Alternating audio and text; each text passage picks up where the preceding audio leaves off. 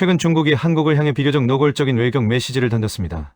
표면적으로는 한중 관계가 정상 궤도로 돌아왔다는 평가였습니다. 하지만 그 이면에는 분명한 조건과 요구가 담겨 있었습니다. 바로 대만 문제와 관련한 하나의 중국 원칙에 대한 명확한 입장 표명이었습니다. 중국이 왜 이 시점에 한국을 압박하는지 오늘 우리는 그 배경과 의미를 파헤쳐 보겠습니다. 지난 12월 31일 중국 외교라인의 핵심 인사인 왕이 중국 공산당 정치국 위원 겸 외교부장은 조현 외교부 장관과의 전화통화에서 한중 정상회담을 앞둔 의제 조율을 진행했습니다. 이 통화에서 왕이 부장은 한중 관계가 안정적으로 회복되고 있다는 점을 강조했습니다. 동시에 일본의 역사 인식 문제를 강도 높게 비판했습니다. 그리고 그 연장선에서 한국이 역사와 국제정의에 책임 있는 태도를 보여줄 것이라고 언급했습니다. 여기서 주목할 부분은 구체적 사례입니다. 왕이 부장은 대만 문제에서 하나의 중국 원칙을 철저히 지켜야 한다고 강조했습니다. 이건 단순한 외교적 의뢰가 아닙니다. 명확한 요구입니다. 중국은 한국에게 대만 문제에서 중국 편에 서라고 압박하고 있는 겁니다. 이에 대해 한국 정부는 기존 입장을 재확인했습니다. 대통령실과 외교당국은 한국은 일관되게 하나의 중국을 존중해왔으며 해당 입장은 변함이 없다고 밝혔습니다. 이는 새로운 선언이라기보다는 기존 외교 원칙을 다시 한번 확인한 수준의 대응이었습니다. 조용히 넘어가려는 겁니다. 중국을 자극하지도 않고 미국을 불편하게 하지도 않는 중간 지점을 유지하려는 전략입니다. 그러나 중국이 이 시점에 굳이 해당 메시지를 공개적으로 강조한 배경을 단순히 외교적 의뢰로만 보기는 어렵습니다.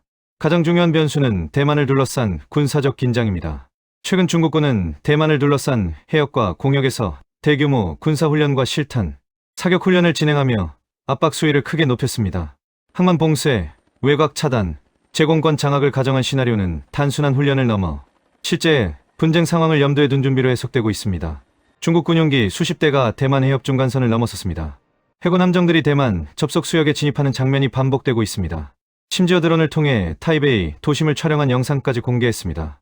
중국은 원하면 언제든 가능하다는 메시지를 대만과 국제사회에 동시에 전달하고 있습니다. 이건 단순한 위협이 아닙니다. 실제 무력 사용 가능성을 보여주는 겁니다. 타이베이 도심 드론 촬영 영상은 특히 충격적이었습니다. 대만 수도 상공에 중국 드론이 날아다녔다는 건 방공망이 뚫렸다는 의미입니다.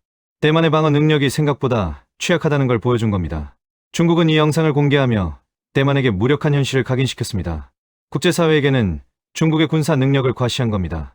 이 과정에서 미국의 대응도 눈에 띕니다.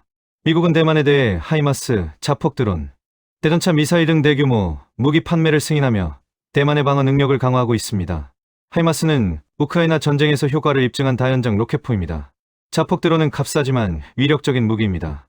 대전차 미사일은 중국군 상륙 작전을 저지하는 데 필수입니다. 이는 중국 입장에서는 단순한 방산 거래가 아니라 대만 독립 성향을 사실상 지원하는 행위로 인식될 수밖에 없습니다. 중국은 미국의 무기 판매를 강하게 비난했습니다. 하지만 막을 방법은 없습니다.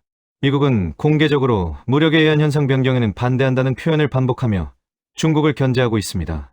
중국이 대만을 무력으로 통일하려 하면 미국이 개입한다는 신호입니다. 이처럼 미중 간 긴장이 고조되는 상황에서 중국은 주변국들의 태도를 하나하나 점검하고 있습니다. 특히 한국은 중국 입장에서 매우 중요한 위치에 있습니다. 지리적으로 대만 해협 후방에 위치해 있기 때문입니다. 주한미군과 한미동맹이라는 구조 속에서 이미 영내 안보 체계의 핵심 축을 담당하고 있기 때문입니다. 대만 해협에서 위기가 발생할 경우 군사물류 전략 측면에서 한국의 역할은 필연적으로 커질 수밖에 없습니다. 한국에는 미군 기지가 있습니다. 오산 공군기지, 평택 미군기지가 대표적입니다. 대만 유사시 이 기지들이 사용될 가능성이 큽니다. 미군 전투기가 출격하고 보급품이 이송되고 부상자가 후송될 겁니다. 한국이 원하든 원하지 않든 자동으로 연루되는 구조입니다. 중국은 이걸 알고 있습니다. 그래서 한국의 입장을 미리 확인하려는 겁니다.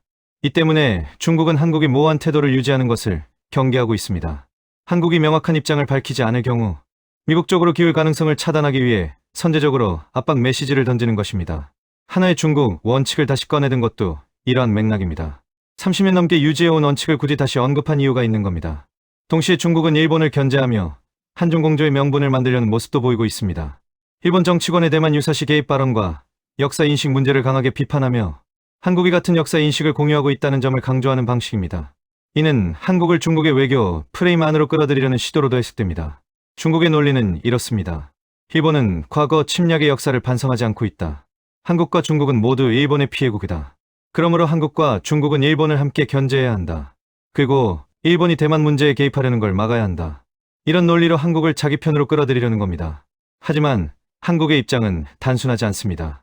실제로 최근 여론조사를 보면 한국 사회에서 중국에 대한 호감도는 장기적으로 하락 추세에 있습니다.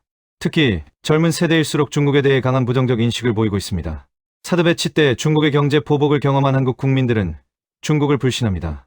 한한령으로 한류가 차단됐고 롯데가 타격을 받았으며 관광객이 끊겼습니다. 중국은 외교적 압박을 경제 보복으로 이어가는 패턴을 보여줬습니다. 한국 국민들은 이걸 기억하고 있습니다. 그래서 중국의 요구에 쉽게 응하지 말라는 여론이 강합니다. 이런 상황에서 한국 정부가 선택한 전략은 관리형 외교에 가깝습니다. 공개적으로는 기존 원칙을 유지하되 불필요한 수사나 표현으로 갈등을 키우지 않는 방식입니다. 중국의 압박에 즉각적인 반박이나 맞대응을 하지 않으면서도 미국과의 협의 채널은 계속 강화하는 이중 구조를 유지하고 있는 셈입니다. 한국은 줄타기를 하고 있습니다. 어느 한쪽에 명확히 서지 않고 중간 지점을 유지하려 합니다. 하지만 이 줄타기가 점점 어려워지고 있습니다. 이번 한중 정상회담 역시 이러한 전략의 연장선에 있습니다. 회담에서는 경제 협력, 공급망 안정, 서해 구조물 문제 등 실무적 의제가 중심이 될 가능성이 큽니다. 대만 문제와 관련해서도 원론적인 수준을 넘는 발언은 최대한 자제할 것으로 보입니다. 기존 입장을 재확인하는 수준에서 마무리하려 할 겁니다. 경제 협력은 안전한 주제입니다. 양국 모두 이익이 되니까요. 공급망 안정도 마찬가지입니다. 반도체, 배터리, 자동차 부품 등에서 필요합니다. 서해 구조물 문제는 오래된 현안입니다. 중국 어선이 한국 배타적 경제 수역에 불법 구조물을 설치하는 문제입니다. 이런 실무 의제에 집중하면 민감한 안보 문제를 피할 수 있습니다. 그러나 분명한 점은 중국이 한국을 더 이상 거리두는 관찰자로만 두지 않겠다는 신호를 보냈다는 사실입니다. 대만 해협을 둘러싼 긴장이 높아질수록 한국을 향한 외교적 압박 역시 반복될 가능성이 큽니다. 말 한마디, 표현 하나가 전략적 신호로 해석되는 시대에 들어섰다는 점에서 이번 중국의 메시지는 가볍게 넘길 사안은 아닙니다. 중국은 앞으로도 계속 한국을 압박할 겁니다. 대만, 긴장이 높아질수록 압박은 강해질 겁니다. 한국이 미국 편에 서지 못하도록 선을 긋는 겁니다. 경제 협력을 미끼로 던지고 역사 문제로 일본을 공동의 적으로 만들고 하나의 중국 원칙을 반복적으로 확인받으려 할 겁니다. 한국 정부는 어떻게 대응해야 할까요? 쉽지 않은 문제입니다. 중국의 요구를 무시하면 경제 보복이 올 수 있습니다. 하지만 중국의 요구를 받아들이면 미국과의 관계가 틀어집니다. 국내 여론도 반발합니다. 결국 계속 줄타기를 해야 하는데 줄은 점점 가늘어지고 있습니다. 앞으로 중국의 추가 군사훈련, 미국의 후속 무기 판매, 그리고 한국의 외교적 언어 선택이 어떤 방향으로 이어질지는 동아시아, 안보 지형을 가늠하는 중요한 기준이 될 것입니다. 한국 외교는 지금 조용하지만 매우 계산적인 시험대 위에 올라 있다고 볼 수 있습니다. 중국의 대만 군사훈련은 계속될 겁니다. 압박 수위는 더 높아질 겁니다. 미국은 대만에 더 많은 무기를 팔 겁니다. 군사협력도 강화할 겁니다. 긴장은 계속 높아집니다. 한국은 그 한가운데 서 있습니다. 원하든 원하지 않든 선택을 강요받게 될 겁니다. 대만 유사시가 현실화되면 한국은 더 이상 중립을 유지할 수 없습니다. 주한미군이 움직이면 한국은 자동으로 연루됩니다. 중국은 한국을 적으로 간주할 겁니다. 한국의 항구와 공항이 미군 보급 거점이 되면 중국은 그걸 공격 목표로 삼을 수 있습니다. 이건 가정이 아니라 현실적 시나리오입니다. 한국은 지금 미리 대비해야 합니다. 대만 유사시 한국이 어떤 입장을 취할지 명확한 전략이 필요합니다.